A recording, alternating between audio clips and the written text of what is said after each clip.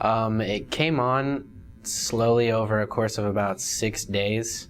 And during those 6 days, I wasn't sleeping or really eating at all, but I was so out of my element that I didn't realize that anything was wrong. And so I slowly just started to have some really grandiose, extreme thoughts. And I just was thinking that all of this stuff that I was feeling and thinking was normal, but was just really exceptional and exciting. And I started, I started to get really involved in all of these projects and things that I thought I was going to be able to do, not really knowing that that I wasn't well. Like I thought that I was fine, but really I was dealing with like the beginning of some psychosis that was brought on through some synthetic drug use. And it's funny enough, it was after I stopped the synthetic drugs that this started to escalate. Nothing that I was feeling was real, but at the time everything felt completely real and normal. The first changes that I noticed when it all started were mainly it was I was just coming up with all of these ideas and new thoughts that I hadn't felt before, and new feelings, and I don't know, like my mind was just going at 600% when it had never exceeded 100% before.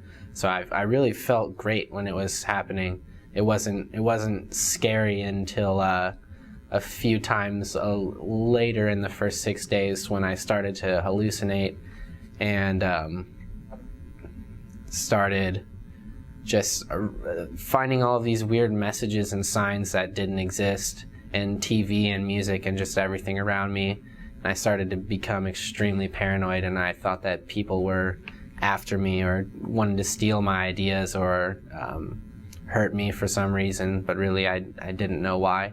But I wasn't able to bring all that full circle and realize that it didn't make sense, and there was no reason that anybody should want to, harm me or, have anything against me. Later on, eventually, my friends and family, I was ignoring everybody. I wasn't answering phone calls or my text messages or anything. And finally, my mom and her brother showed up to my house, and when they came in, they found that, I answered the door like thinking everything was still fine, mostly because I was kind of in and out of paranoia, and at that point I wasn't paranoid at all. So when they came over, I was, happy to see them, and I was kind of explaining to them like, oh, I've been doing some really, important, like cool stuff in my room, and I brought them into my room, and they found that I had completely covered all of my walls in just tons of weird stuff, like little things I was like hanging stuff up all over my wall, and I was like drawing with giant Sharpie markers all over my doors and my walls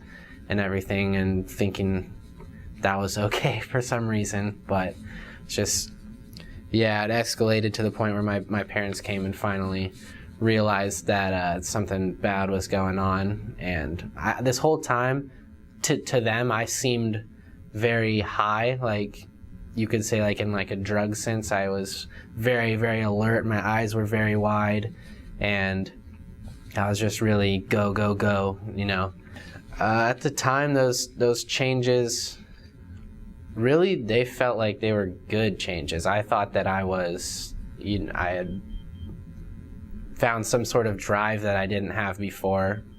In the long haul, they ended up being very detrimental and put me through a lot of horrible stuff. But at the beginning, the changes, they seemed positive, though they were not. When I first started, or all through the process of experiencing those new feelings of psychosis that I wasn't familiar with, and with all the grandiose ideas I had, I started to post a lot of really obscure, extreme things to social media.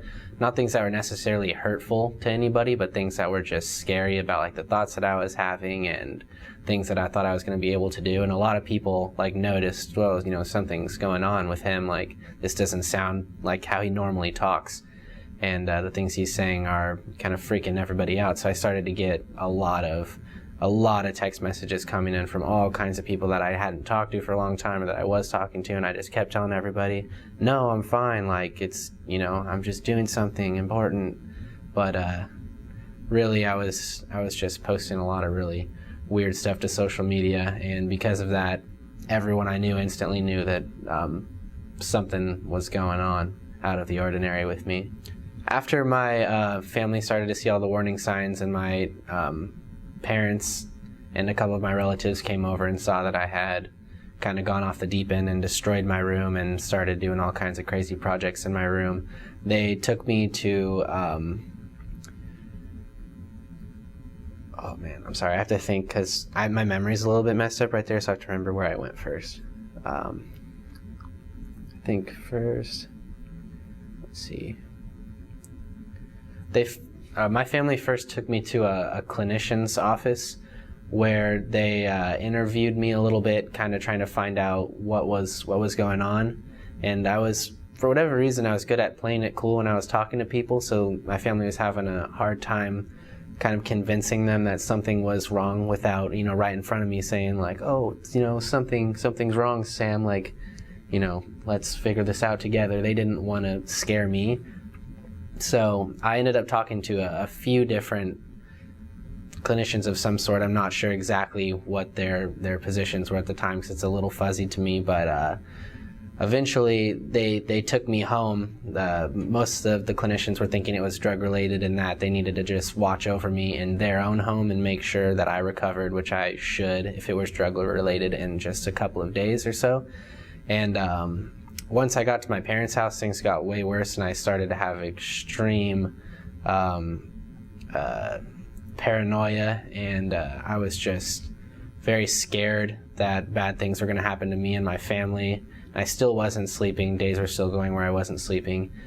And I just started to have really bad paranoia and these random meltdowns all the time. Then I would come out of them and go back into them. So eventually they took me to the local hospital, where I stayed there for, I believe, 2 days. And they were thinking the same thing. Oh, it's just drug related. He's going to get better. But while I was there, I was still in and out of paranoia and psychosis, like yelling at security guards because I didn't, I just, all kinds of weird stuff was going on. But eventually they thought that I was getting better, so they sent me home again, where I had more paranoia. I ended up in another hospital. This was a smaller hospital, where I think it's mainly people with psychosis go there to get help with their issues. And the people there were very impersonal from what I remember. And before I knew it, I was in like a little room with like a roommate, and I started to freak out. And I don't even think I was there for an hour or two, when eventually I was talking to two of the patients there, and they were definitely not well, and they were telling me things that I don't believe were true about the hospital, and that it was dangerous, and that I needed to escape, and that someone had just previously escaped through the door. And I actually went to the door and tried to open it, and it was locked. And I then immediately went into my bedroom and jumped headfirst out the window. The first time I did, the window didn't break, so I did it again, and I was able to break through 1/4-inch safety glass. And I ran away from the hospital, hid in the bushes, and almost bled to death out of some really severe cuts that I had, until finally an old couple found me and they called an ambulance. I was then taken to Providence Medical Center, and they were a great help overall, but when I first got there, I was still convinced that everyone in all the hospitals was trying to kill me or poison me or whatever. I was refusing to take medicine. I fought the security guards multiple times while I was there. Just constantly. I still wanted to escape, but there was no escaping from that place. It was better fortified, I suppose. But yeah, it was just a lot more psychosis, and they offered classes there that I started going to after I was slowly becoming better, and those helped me to finally get well enough to the point of about a month after I got there, I was released, and that's when I was introduced to EASA. I first wasn't completely sure what the EASA team was, and I had it explained to me by my parents, but it sort of sounded good, but at the same time it sounded like it was going to be another hospital or something, so I was a little skeptical.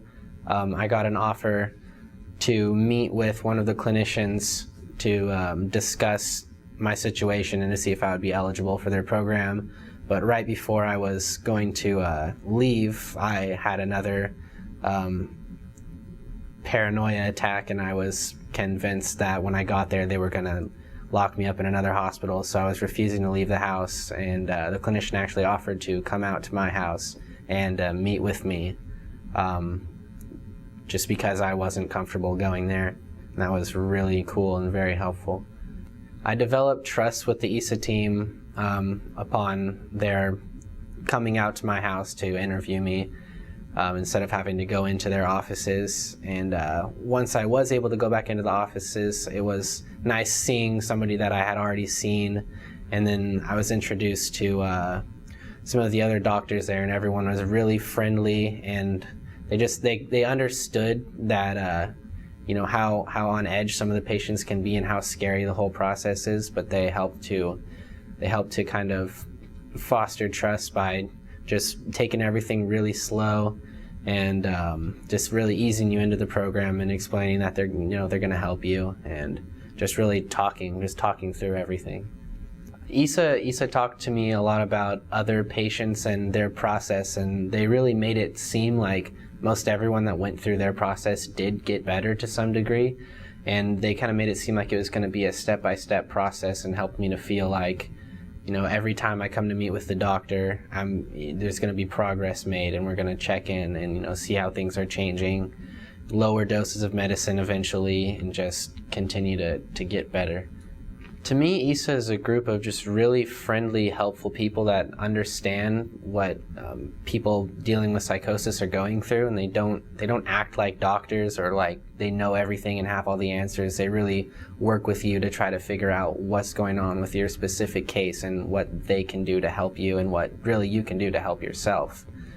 The EASA team never really put labels on what was going on with me. They didn't tell me, oh, you're schizophrenic or you have bipolar disorder or, one thing or another. They just, they kind of made it clear and spoke with me that I had an episode and that we needed to work to make sure that it didn't happen again, or that we could make sure that next time that it happened, we could recognize the signs, make sure we could be on top of it, and that I didn't have another outburst or traumatic experience like I did the first time.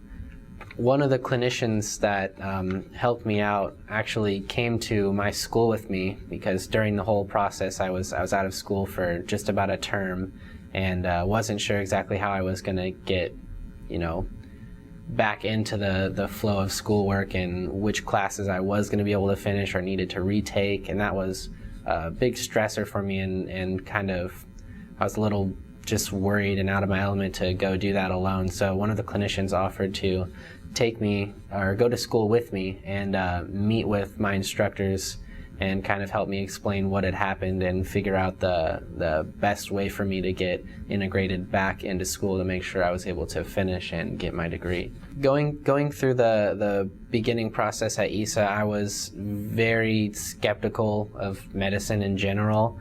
I didn't know how it was going to help me or what effects or side effects it was going to have. I was honestly just scared to be taking these medicines that I had never heard of and didn't understand.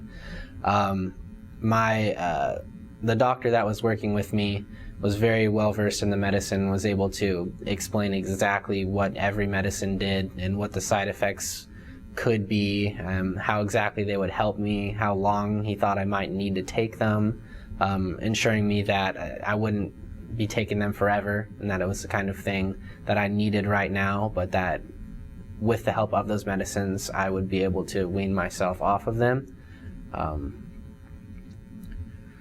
So it was nice talking to somebody that really understood the medicine. I had to deal with a lot of people throughout the whole process of my psychotic episode, and some of the more helpful people were the people that were just willing to talk me through everything and kind of slowly explain what was happening, as opposed to the people that were just dealing with me as a patient and not, not being very impersonal and not friendly and not willing to, explain everything to me, is kind of making me feel like I was sick and they were just dealing with me instead of trying to actually get me better like the EASA team did. The first hospital that I checked into, that I physically escaped from, really, they didn't talk to me at all. They just kind of told me where my room was and that I had a roommate, and kind of just let me figure out where everything was. They didn't really explain much to me. And then I think that scared me at the time, because I really needed to be slowly, integrated into what was going on. But I feel like I just kind of got dumped into some insane asylum, and it really freaked me out. To be more effective, I believe that some of the people I dealt with in one of the hospitals I was in could have just spent a little bit more one-on-one time, kind of helping to get you used to your new surroundings and where you're going to be staying, explaining to you maybe how long you might be there, or what they can do to help you, like how the course of your days are going to be going while you're there. But they didn't really explain any of that to me. Before coming into EASA, my most helpful experiences were, first of all, my family, because they just refused to let me sit there and go in and out of these psychotic battles. They knew that even though some of the clinicians were telling me that it was just gonna get better in a matter of days, they could see that it wasn't. So they kept pressing and kept talking to new people and trying to figure out what they could do to get me like a lasting help, or to make sure that we really figured out what was even going on with me.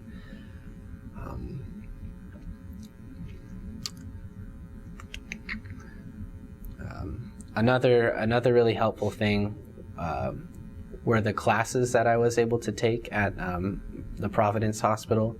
They were group classes that had a lot of different focuses, and between like addiction and there's all kinds of mental health type things, help you really understand what might be going on with you, and just educate, which EASA did a good job of educating too, and I think that's very important.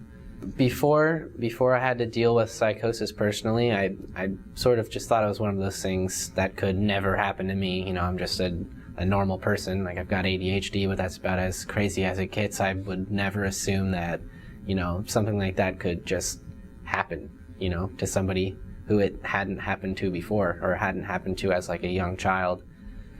I kind of just assumed that psychosis was something that, quote unquote, crazy people had to deal with, and that crazy people just always were crazy all the time, and that's just how they always have been. But the craziness can happen to really anybody, I found out. When I was dealing with it, I kind of refused to believe for a good while that I was really dealing with psychosis, because again, I just didn't think that could happen to me, so I didn't want to believe that it was true. When I was in the hospital, I felt like everybody was trying to tell me I was crazy, when really, technically I was for a little bit there with the psychotic episode.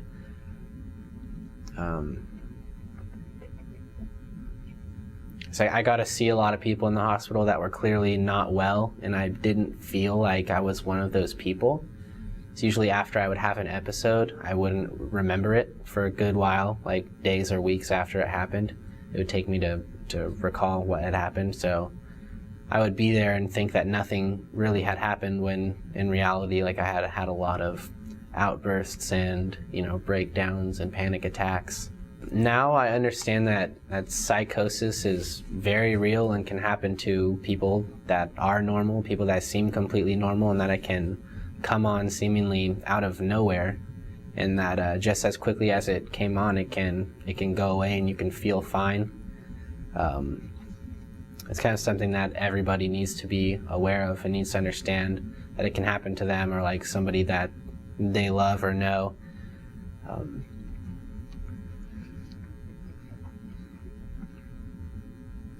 So there's not a specific kind of person that it happens to, I would say.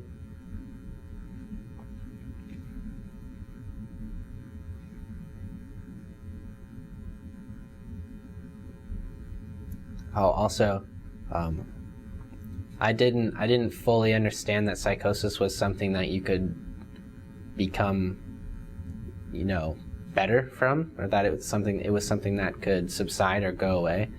I sort of thought that people that had to deal with things like psychosis just dealt with them for their whole lives, but now I know that it's something that can be treated and taken care of from an early stage. To somebody that was new in the field of psychiatry, I would say that the people that they're dealing with are very fragile emotionally and in their sense of reality, and that things need to be taken slow, because when you dump a lot of information on somebody about their condition or what's going on to them, it can be very frightening. The whole experience of even dealing with somebody that's like a psychiatrist or that works in that field can be just a scary thing at first. So I'd say it's important for them to just take it slow and really be personal and friendly, and help them to understand what's going on and how they can better themselves. Psychosis is something that they can recover from, and not something that they are going to be suffering from necessarily. Let's see. Oh, also, the clinician's view on reality might be different from the person that they're dealing with, but that's not always easy to see. So something that seems very small and insignificant to you might be a humongous thing to the person that you're dealing with. I think my family played the most important role in my process of recovery. They were always making sure that I would get to my appointments. They came with me to most all of them, which made it a lot less scary for me. I wouldn't have gone alone to the first few of them, because I was just not really sure what I was getting into. They made sure that I was taking my medicine, that the doctors were all doing what they needed to do when I was in the hospital.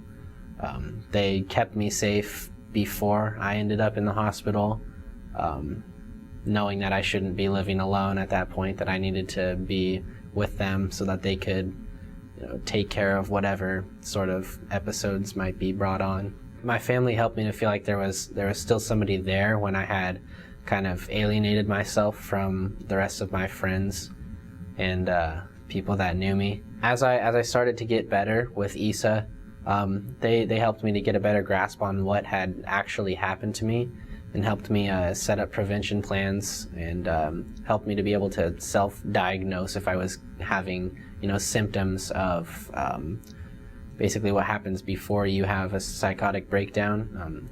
Helped me realize what sort of things are going to be going on, what I'm going to be doing before I actually just kind of lose my sense of self, so that I can get help before I'm in my bedroom again, awake for 6 days. Through the whole process, an important thing that I learned was that there can be very serious side effects to synthetic drug use, and that it's not just what happens to you when you're using the drug or when you're high. It can have serious repercussions afterwards that can last for months, and for me did last for months. I know now to avoid relapsing that I need to stay away from synthetic drugs that can cause serious symptoms and side effects for months after the high or the actual drug use is done. I would want people that are experiencing psychosis for the first time to understand that a lot of the things that you feel are real aren't, and a lot of the things that you're scared of are not things that you need to be scared of. A lot of times the things and the people that are trying to help you are the scariest, when in turn those are the things that you need to be more open to. I think it's also important to realize that regardless of what exactly is going on, that you can get better, and that there are people that will help you.